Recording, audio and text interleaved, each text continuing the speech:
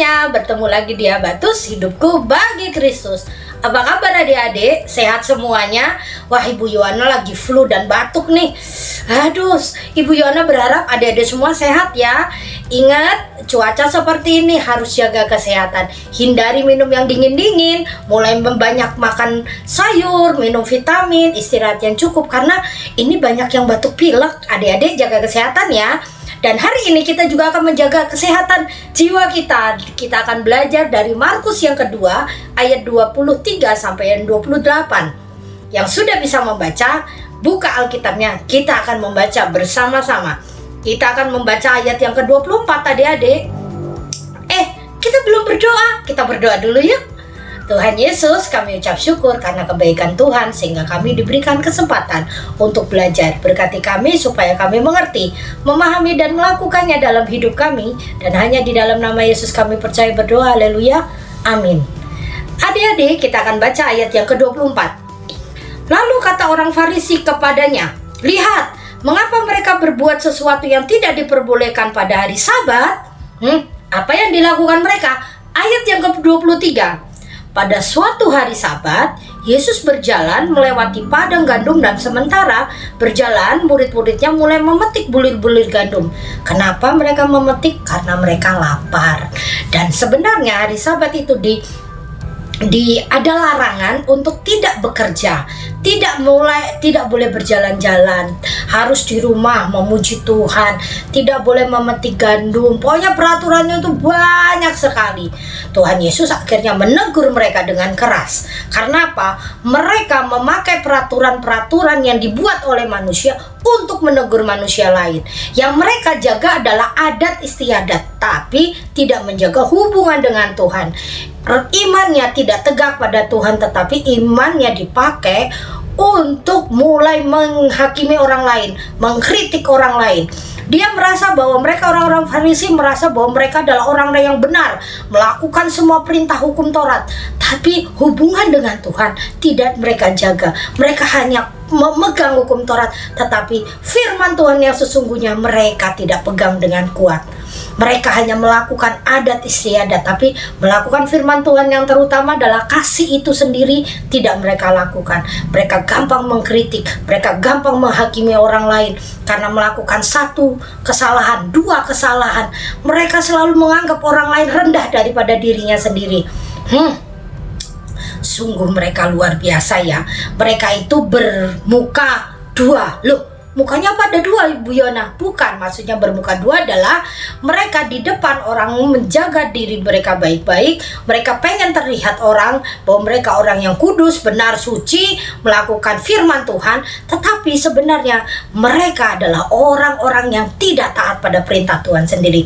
Makanya mereka bermuka dua, orang-orang yang munafik, orang-orang yang hanya mementingkan diri sendiri, menganggap orang lain remeh, tetapi mereka sendiri tidak memperbaiki diri sendiri sehingga berkenan di hadapan Tuhan. Adik-adik, jangan seperti ini ya. Kenapa? Karena orang-orang yang bermuka dua ini, yang memakai topeng ini adalah orang-orang yang tidak bisa dipercaya. Mereka hanya melakukan apa yang baik di depan orang, tetapi sebenarnya sesungguhnya mereka sendiri bukan orang baik. Mereka sendiri adalah orang-orang jahat, orang-orang yang tidak benar. Jadi adik-adik, Alkitab pernah mengatakan kalau iya katakan iya, kalau tidak katakan tidak. Artinya adalah jadilah pribadi yang jujur, baik di depan orang maupun orang tidak melihatnya. Jujurnya seperti ini, kalau memang kamu tidak mengerjakan PR, katakan tidak mengerjakan PR. Jangan pura-pura mengerjakan PR. Kalau kamu memang tidak bisa, ya bilang tidak bisa. Jangan bilang bisa biar kelihatan hebat.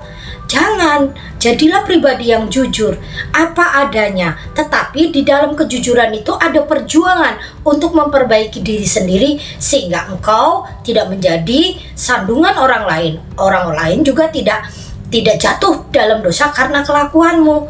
Nah, jangan seperti orang Farisi ya yang suka bermuka dua, memakai topeng. Sebenarnya yang ditutupi, misalnya memakai topeng begini, mukanya itu sebenarnya ada jerawatnya, ditutup biar tidak ada jerawatnya, itu memakai topeng.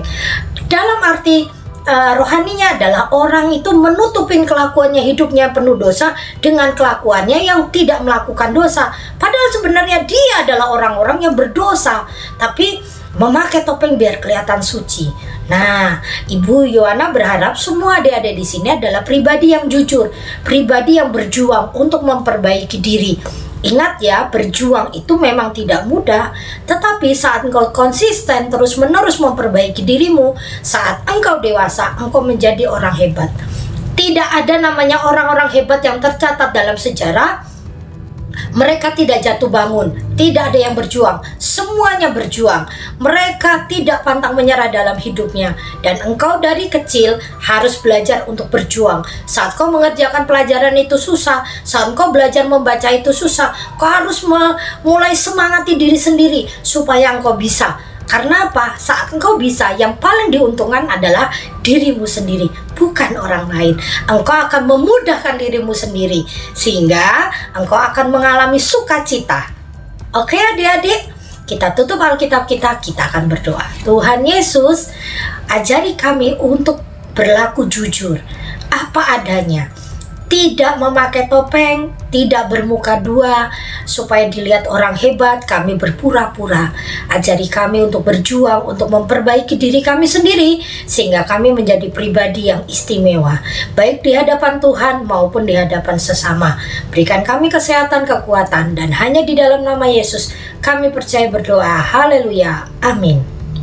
Sampai bertemu di Habatus, hidupku bagi Kristus. Habatus Renungan